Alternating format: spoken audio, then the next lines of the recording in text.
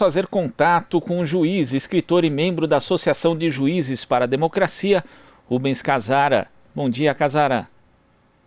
Bom dia, querido. Prazer estar aqui com você e com teus ouvintes. Prazer é nosso. Casara que está lançando aí, né? Lançou recentemente pela editora Contracorrente o livro Bolsonaro, o Mito e o Sintoma. E a respeito justamente dessa obra, Casara, você diz ali que só é possível em um fenômeno como Bolsonaro, o bolsonarismo, em um ambiente que exista a pós-democracia, que é um conceito que você já abordou também em outras obras suas, onde o poder político e econômico se fundem em um só, né? E todos os limites acabam sendo vistos como obstáculo, né? Inclusive os limites da democracia. Eu queria saber de você que elementos fazem do Brasil esse ambiente perfeito para a implantação de um modelo como o modelo pós-democrático. O Brasil é um país lançado numa tradição profundamente autoritária. O Brasil sempre foi aquilo que o Boaventura de Souza Santos chama de uma democracia de baixa intensidade. Então, nós sairmos de uma democracia de baixa intensidade para um modelo pós-democrático, isso se dá quase sem traumas. Então, nós partimos de uma democracia para poucos, uma democracia na qual a soberania popular já era relativamente abandonada, da mesma maneira que os direitos e garantias fundamentais estavam distantes de serem concretizados para a grande maioria da população, para um país, para um modelo, para um tipo no qual os próprios valores democráticos, os princípios e as regras democráticas são abandonados, isso se deu de uma maneira muito fácil, sem maiores traumas. E no caso é essa transição sem traumas que faz com que hoje esse passado, principalmente da ditadura militar, seja glorificado, ou seja, exista justamente uma mitificação em torno da ditadura, como se fosse possível o retorno a um período idílico, que teria sido justamente esse do golpe de 64? Sim, nós temos uma longa experiência em não elaborar devidamente os fenômenos históricos. Nós não elaboramos sequer a escravidão. Não por acaso, no Brasil, há uma naturalização na hierarquização das pessoas. As pessoas acham normal, natural, por exemplo, um elevador de serviço onde andam exclusivamente os serviçais das casas. Isso é típico de uma sociedade que não elaborou o fenômeno da escravidão como a nossa. E nós não elaboramos também o fenômeno histórico da ditadura civil-militar instaurada em 1964. Acontece, para grande parcela da sociedade brasileira, aquilo que o Bauman chamou de retrotopia, ou seja, a crença num passado imaginário, um passado que nunca existiu, de paz, de tranquilidade, de ausência de corrupção durante a ditadura civil-militar. Essas estratégias de apagar o passado, de não elaborar suficientemente o passado, são estratégias políticas que visam, de fato, criar condições objetivas para manter esse modelo de exploração, para manter essas distorções sociais que são úteis aos detentores do poder econômico. Agora, Casara, a gente sempre teve, na verdade, as pessoas que negavam, né? Inclusive os militares aqui no Brasil nunca pediram desculpas por esse período. Também existiam as pessoas que negavam que tivesse havido tortura, mas a gente tem uma transição no momento justamente ali da declaração de voto do hoje presidente Jair Bolsonaro no processo de impeachment de Dilma Rousseff, em que ele não só admite a tortura no regime militar, no regime civil militar, como também glorifica o torturador e a própria tortura. Como que se deu essa transição de um momento em que a gente simplesmente negava o passado para outro momento em que se admite esse passado e até se glorifica? A ausência de uma ruptura efetiva com essa tradição autoritária, com esse passado autoritário, vai levando paulatinamente, quer dizer, é um processo de normalização daquilo que era para ser absurdo, como, por exemplo, a tortura. Há 20 anos atrás, seria inadmissível um discurso como aquele do atual presidente Jair Bolsonaro servir para capitalização política, como aquele discurso no impeachment da Dilma serviu para que Bolsonaro se tornasse uma figura mais relevante, Porque, na realidade, antes desse movimento, ou pelo menos há 10 anos atrás, 20 anos atrás, Bolsonaro era um personagem de programas de duvidosa qualidade da televisão brasileira, ao lado de reencarnações de Cristo, de Mulheres Barbadas e outros personagens de tom circense. Então, essa ausência de rupturas históricas, que é uma marca da sociedade brasileira, as mudanças no Brasil sempre se deram pela chamada via prussiana, ou seja, de cima para baixo. Então, essa ausência de rupturas históricas permite que hoje fenômenos que deveriam nos ser absurdos sejam naturalizados e ainda sirvam para a capitalização política de determinados personagens da nossa história, da nossa história político-partidária. E quando a gente fala de naturalização do absurdo, nós temos hoje uma pandemia que afeta o Brasil de forma grave, é o segundo o país mais afetado do mundo, né? Temos aí quase 90 mil mortes segundo registros oficiais, embora a gente saiba que haja notificação. E tem um dado aqui do seu livro, Casar, que você diz o seguinte em determinado trecho, né, falando do público bolsonarista, que ele faz parte de um fenômeno tipicamente liberal, a população fabricada para se tornar uma formação ego-gregária, um coletivo marcado mais pelo egoísmo e pelo narcisismo, estimulados tanto pelo poder político quanto pelo poder econômico. Essa formação desse público que justifica a relativa indiferença com que as pessoas veem uma pandemia que já chegou a quase 90 mil mortos aqui no Brasil? Sim. A racionalidade neoliberal, esse modo de ver e atuar no mundo, leva a fenômenos como esse que eu tentei descrever no livro. A maneira como o governo brasileiro, não só o governo brasileiro, mas como alguns governos tratam essa crise sanitária gerada pelo Covid-19, é uma típica forma de governo, é uma gestão, é uma espécie de gestão da miséria, gestão da pobreza, gestão da população, tipicamente neoliberal, e isso só é possível em razão de uma espécie de revolução cultural bolsonarista, de uma revolução cultural neoliberal, que faz com que tudo e todos sejam vistos como objetos negociáveis. Então, a partir de cálculos de interesse, as pessoas são vistas como matáveis, como efetivamente descartáveis. E o que é mais dramático é que as próprias vítimas dessa política também se veem, também se percebem como objetos negociáveis, como objetos descartáveis. Isso é um fenômeno que Marx já descrevia, mas que hoje está de uma maneira explícita na sociedade em todo o mundo, em especial na sociedade brasileira, justamente porque nós nunca fomos capazes de criar uma cultura minimamente democrática, uma cultura mínima de respeito à alteridade, de respeito às pessoas, de respeito à dignidade humana.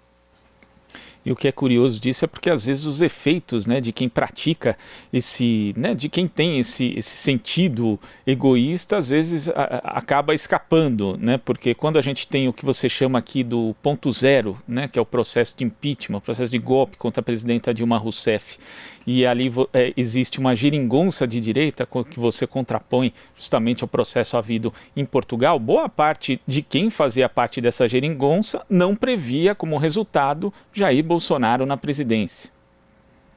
Sim, o Jair Bolsonaro não era o candidato dos sonhos, por exemplo, dos grupos econômicos brasileiros. Eu acho que a perspectiva de muitos dos que participaram do processo que culminou com a queda de Dilma Rousseff era de um neoliberalismo cool, como nós já havíamos vivenciado na era FHC. O que aconteceu foi, de fato, uma reunião de forças políticas heterogêneas que tinham em comum apenas o desejo de derrubar um projeto político que estava se mantendo aos trancos e barrancos, com acertos e erros, mas estava se mantendo a partir do voto popular, a partir da soberania popular. Uma das características do Estado pós-democrático, que é esse Estado condicionado, por isso que eu estou chamando aqui de racionalidade neoliberal, é justamente a perda da densidade da soberania popular. Não há mais um Estado para o povo, a partir do povo, o que é um Estado para o poder econômico a partir dos interesses ou dos representantes do poder econômico. E esses representantes do poder econômico acabaram aderindo ao presidente, à campanha do então candidato Jair Bolsonaro, mais por falta de opção de um candidato competitivo do que por um desejo próprio. Seria talvez menos traumático e mais fácil encarar um neoliberal cool e não um neoliberal ultra-autoritário como Jair Bolsonaro. Agora, é importante a gente ter em mente que isso não é um fenômeno exclusivamente brasileiro. Nós temos, por exemplo, a figura de Salvini na Itália, nós temos Duterte, nós temos Trump, que são todos exemplares desse novo neoliberalismo que se caracteriza pelo ultra-autoritarismo, ou seja, por considerar a democracia, a própria ideia de democracia, um entrave ao lucro, um entrave à obtenção de vantagens pessoais. Tudo aquilo que representa a perda da potencialidade do lucro ou uma redução da margem do lucro é vista como obstáculo. E a própria democracia, dentro dessa concepção desse novo neoliberalismo, também é vista como obstáculo a ser superado. Então, muitos dos males que são gerados, na verdade, pelas políticas neoliberais, são travestidos de problemas democráticos. Ou seja, se põe a culpa na democracia por vários dos problemas que são criados pelo neoliberalismo clássico. Então vem esse outro neoliberalismo ultra-autoritário para apresentar falsas respostas para problemas que são tipicamente neoliberais. Agora, no caso, esse neoliberalismo, ele precisa também de um Estado autoritário, ou seja, de um Estado repressor justamente para combater os chamados indesejáveis. Sim, sim. É uma marca desse novo Estado neoliberal, ao lado da atenção, da defesa dos interesses do mercado, dos interesses dos detentores do poder econômico, esse controle da população indesejável. E quem são os indesejáveis? Primeiro, os pobres, que não dispõem de poder de consumo, logo não interessam ao mercado, e que hoje, em razão da revolução tecnológica, muitas vezes não servem nem de mão de obra barata, né, para os donos do capital. Então, os pobres são os primeiros a serem etiquetados de indesejáveis. Mas, ao lado dos pobres, também recebe essa etiqueta de indesejável os inimigos políticos desse projeto neoliberal. Aquelas pessoas que são identificadas como inimigos dos detentores do poder econômico. E muitas vezes essa inimizade está apenas no plano imaginário. Basta que aquela pessoa represente aos olhos da população uma opção ao neoliberalismo, automaticamente ela recebe essa tarja, recebe essa etiqueta de indesejável e passa também a ser vítima desse Estado a serviço do poder econômico, desse Estado que assume uma feição penal para neutralizar todos aqueles que não interessam. Agora, quando a gente fala justamente disso, Casara, também lembramos que uma boa parte da sociedade está mobilizada nesse mesmo sentido, justamente pela manipulação de um afeto que é o ódio, que na verdade ele foi ali manipulado e serviu justamente como forma de amalgamar alguns grupos desde antes do processo de derrubada da presidenta Dilma Rousseff. Né? O que justifica, por exemplo, o fato de Temer ter sido bem mais impopular, inclusive, que a presidenta Dilma, mas permaneceu no poder até o final. Como é que você vê essa questão da mobilização do ódio para justamente a chegada de Bolsonaro ao poder? Uma característica do populismo de direita é a manipulação do ódio e do ressentimento. No Brasil, nós tivemos essa manipulação do ódio, do ressentimento e da ignorância de uma maneira que não se vê em outros países. Por exemplo, aquilo que a sociologia norte-americana chama de white trash, de lixo branco, ou seja, aquelas pessoas, o homem branco que detinha como único privilégio a branquitude. Essa pessoa ela foi instrumentalizada na medida em que etiquetaram de inimigo desse lixo branco os negros, as mulheres, a partir das políticas de redução da desigualdade econômica, da desigualdade de gênero e da desigualdade racial implementadas pelo governo protagonizado pelo Partido dos Trabalhadores. Esses foram alguns dos alvos preferenciais da campanha bolsonarista, como também nos Estados Unidos foram alguns dos alvos preferenciais da campanha conduzida pelo Steve Bannon para o Trump. Aqui nós não inventamos a roda, quer dizer, a direita e a extrema-direita não inventou nada, apenas reproduziu uma estratégia política que já havia sido objeto de sucesso, já havia alcançado sucesso nos Estados Unidos. Então, foi muito hábil essa utilização do medo e do ressentimento, que são sentimentos que não precisam de uma maior elaboração, ao contrário, para o ódio ser efetivo, para o ressentimento ser efetivo, o ideal é que a pessoa não pare para refletir sobre o que está acontecendo. Então, foi muito fácil atribuir a figura do inimigo, a figura do outro, que é uma estratégia típica do fascismo, né? Dividir a sociedade entre nós e eles, e atribuir ao eles o caráter de inimigo a ser neutralizado. Então, foi muito fácil aqui no Brasil, diante das circunstâncias concretas, diante dessa ausência de uma cultura democrática de respeito à autoridade, e isso foi um dos fatores determinantes para a eleição do Jair Bolsonaro. A gente fez uma entrevista aqui em 2018, Casara, antes ainda da eleição do Jair Bolsonaro, com um dos fundadores do Podemos da Espanha, Juan Carlos Monedero, e ele falava dessa questão do ódio e dizia que a mobilização pelo ódio podia eleger um presidente, podia eleger parlamentares, mas que ela não seria suficiente para garantir a permanência dessas figuras no poder. Mas o que a gente vê até agora é Bolsonaro e seu grupo utilizando justamente essa estratégia e se mantendo.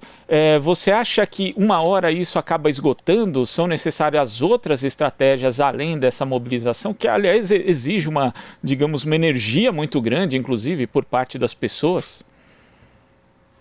Sim, sem sombra de dúvida, existem várias estratégias que são colocadas em prática ao mesmo tempo para manter um governo.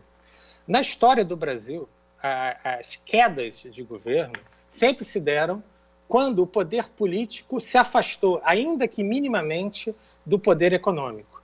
Enquanto o poder econômico estiver se sentindo agradecido, estiver lucrando com o governo se mantém.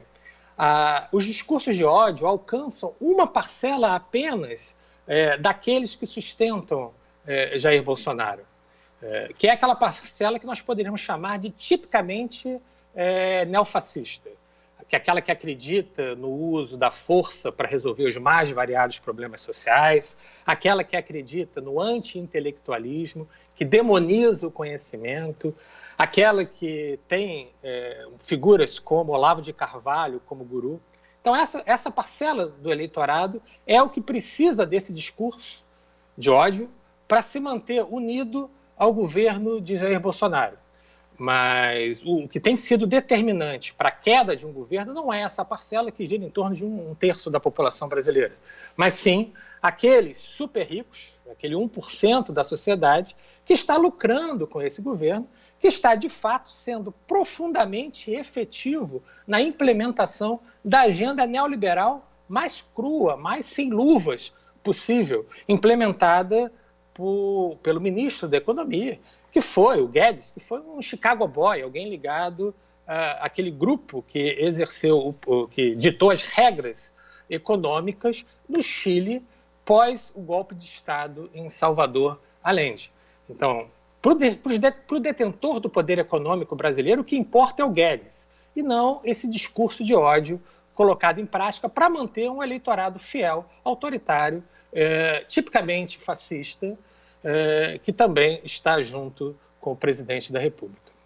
Ou seja, para esse 1%, inclusive para a parte da mídia tradicional que dá suporte a esse 1%, os limites da democracia, a democracia em si, não importam tanto, contanto que esteja aí em vigência esse ultraliberalismo.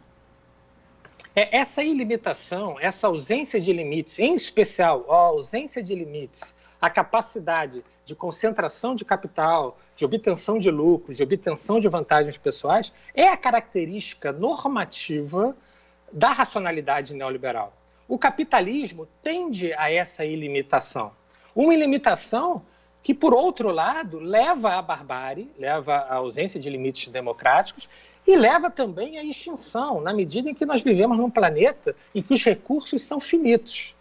Então, se nós pensarmos a longo prazo, é uma política de morte, mas as pessoas estão pensando, a partir de cálculos de interesse, unicamente no aqui e agora, no lucro que podem ter nesse momento, ou na ausência de perdas que podem ter nesse momento. E, nesse sentido, o governo Bolsonaro é um sucesso para eles.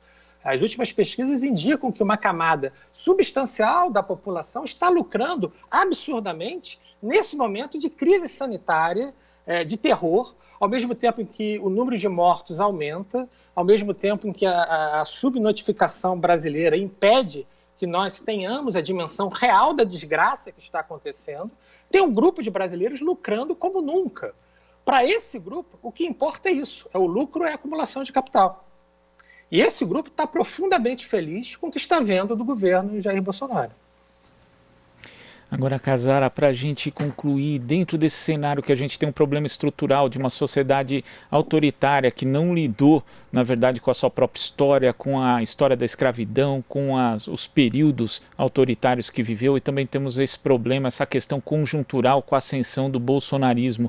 Quais são as possíveis saídas e como que a esquerda pode lidar com esse cenário, inclusive as forças progressistas de uma forma geral, já que muitas vezes a gente vê também esse campo aderindo à gramática do ódio, que é praticada pelo bolsonarismo, e que também, às vezes, adere aí à ideia de um Estado repressor e punitivista. Meu caro, acho que você está plenamente correto nessa intuição. O que nós temos é uma esquerda que também segue esse imaginário neoliberal, que também segue essa normatividade neoliberal. Nós temos uma esquerda incapaz de diálogo no próprio campo, uma esquerda composta de vários projetos pessoais de poder, incapaz de dar uma resposta adequada ao momento em que nós estamos vivendo. Então, mudar isso passa por mudar essa racionalidade. Eu detesto essa palavra, mas passa por ressignificar o mundo, ressignificar o que é ser de esquerda, reconhecer que existe uma esfera do inegociável. Se a racionalidade neoliberal faz de tudo objeto de negócio, inclusive a verdade, a liberdade, as pessoas, nós temos que dizer um não a essa lógica. Nós temos que dizer que determinados aspectos, determinados valores, determinados princípios, determinadas regras são inegociáveis, que pessoas não podem ser objeto de descarte, como hoje está acontecendo. Isso passa por mudar o imaginário, mudar o discurso da esquerda, algo que muitas pessoas no campo não estão dispostas, porque isso representa, no imediato, a perda de uma parcela do eleitorado que também está acostumada com essa lógica de cálculos de interesse para a opção do que fazer, do que agir, do que sentir.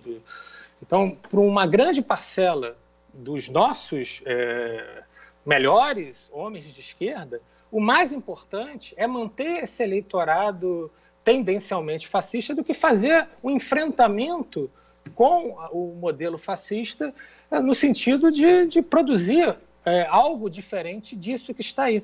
A esquerda cada vez mais reproduz a lógica da direita dentro desse cálculo que é unicamente eleitoral. Então nós temos que começar um trabalho de base, um trabalho de formação de uma subjetividade democrática que se oponha a essa subjetividade neofascista que tomou conta da sociedade brasileira. Casara, queria agradecer a sua participação aqui no Jornal Brasil Atual e até a próxima. Um prazer que é imenso estar conversando com você e tendo a oportunidade de ser ouvido pelos teus ouvintes. De fato, foi muito proveitoso essa manhã. Muito obrigado. Conversamos aqui com um juiz, escritor, membro da Associação de Juízes para a Democracia, lançando pela editora Contra a Corrente o livro Bolsonaro, o Mito e o Sintoma, que eu já li e recomendo. Rubens Casara. Aqui você ouve as notícias que os outros não dão. Jornal Brasil Atual.